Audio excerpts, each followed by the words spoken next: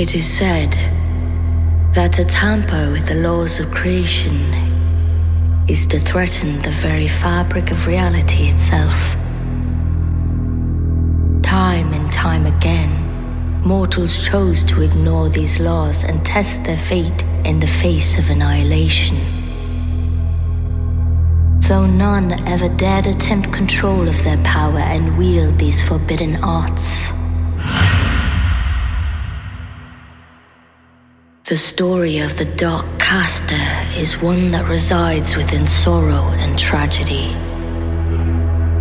A tragedy wherein a master of light became a master of darkness.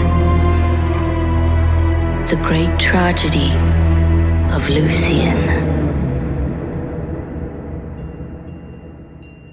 In the grand age of magic and sorcery, there existed many covens and many spellcasters across the realm, each led by a supreme sorcerer. But of all the grand casters, none could match the power of Lucian, the caster of light. Lucian's coven was envied by all the others, for under his tutelage, all who followed him were trained in the sacred art of light, which stood mightier than any elemental force. Sensing the danger that loomed over them, Lucian's council urged him to conquer the other supreme sorcerers, lest he risk their combined force against him. Lucian, in his wisdom, chose peace than to be consumed by the fear of conflict.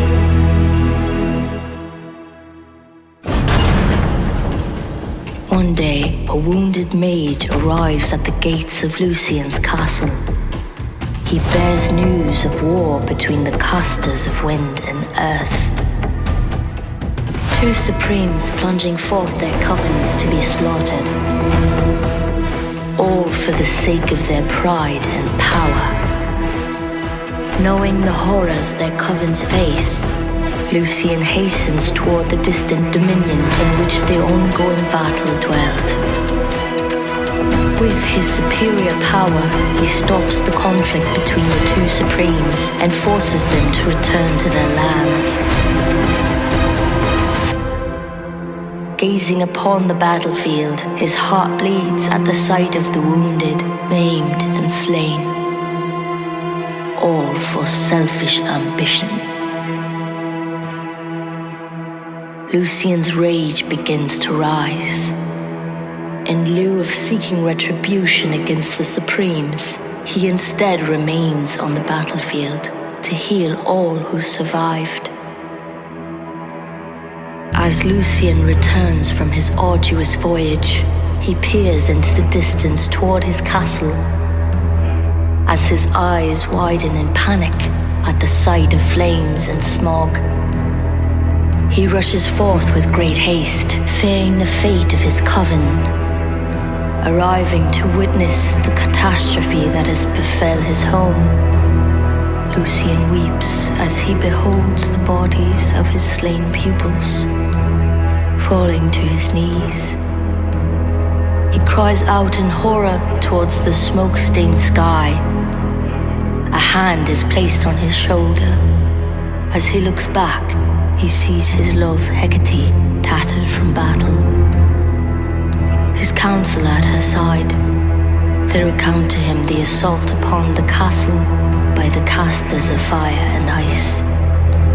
The final act of a plot conspired by the four Supremes to draw him away from his coven, to weaken his power and his advantage over them. An ominous silence washes over Lucian. A storm begins to rage in the skies, his eyes blood red of madness, until finally the fury within him erupts, shaking the earth itself. And so the seed of darkness had been planted. Lucian ascends into the sky and vanishes within the blackened clouds. As time passes for many moons, Lucian ventures across all the realm in search of 3 sacred artifacts, each granting him powers of the forbidden arts.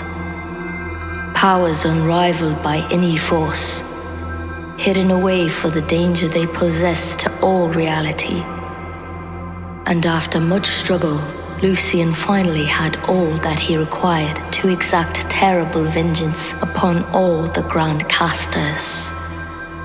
Without warning, Lucian brings forth utter desolation to their castles and covens. One by one, they were annihilated, his wrath blinding him to any innocence, the forbidden arts corrupting his mind and soul, the darkness taking hold at last. In the wake of the devastation, Lucian lingers over the barren wasteland left by his reckoning, numb to the atrocity he has committed. But before he could comprehend all that had unfolded, he was attacked and restrained. His body drained from the power he unleashed. There was no strength left within to defend himself. Flattened upon the ground, he looks up to see the pleased grins of his council surrounding him. As Hecate appears among them, carrying the skull of a ram, her words finally revealing the truth, that it was they who conspired against him from the very beginning. They who antagonized the conflict between the Supremes and who attacked his coven, tempting Lucian to retrieve the forbidden artifacts, for only a Master of Light would have the power to find them. And now all that power shall be ripped away from him. Suffering the weight of this betrayal from his companions and lover, Lucian's mind, body and soul shatters. Empty of will, they cast a spell upon Lucian, sealing him within a deep slumber beneath the earth. Hecate places a ram's skull upon his head as the final slight against him, signifying his sacrifice as the cost for their ultimate power. A true tragedy which changed the course of history, leaving only the remnants of Lucian's coven to carry the knowledge of his story.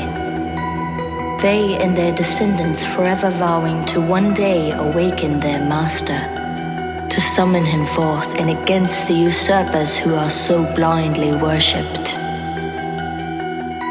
And upon that day, the Advent omen shall announce his return, as the coven gathers to witness his rise. The rise of Castor.